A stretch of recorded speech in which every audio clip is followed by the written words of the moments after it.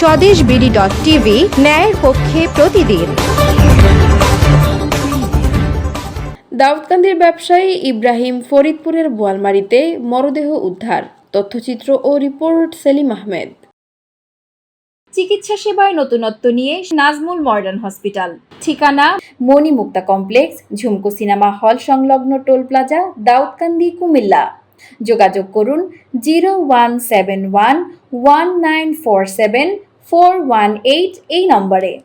দাউদকান্দির গোয়ালমারীর ইউনিয়নের টিলি গ্রামের আব্দুর রহিমের পুত্র ইব্রাহিমের মরদেহ দুদিন পর রোববার ফরিদপুর জেলার বোয়ালমারী উপজেলায় উদ্ধার করা হয়েছে।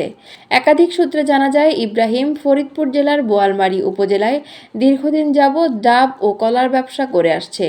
প্রতিদিনের ন্যায় ব্যবসার লক্ষ্যে বাড়ি থেকে বের হবার 2 দিন নিখোঁজ হবার পর রোববার বোয়ালমারী এলাকায় তার মরদেহ জঙ্গল থেকে পুলিশ উদ্ধার করে।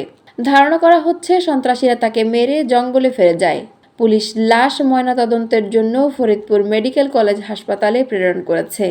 এ ব্যাপারে দাউদকান্দি মডেল থানার ওসি জুনায়েদ চৌধুরী জানান, ইব্রাহিম দীর্ঘদিন ফরিদপুর জেলার বোয়ালমারী উপজেলায় ডাব ও কলার ব্যবসা করে আসছে এবং বোয়ালমারী উপজেলায় এই হত্যাকাণ্ড ঘটেছে।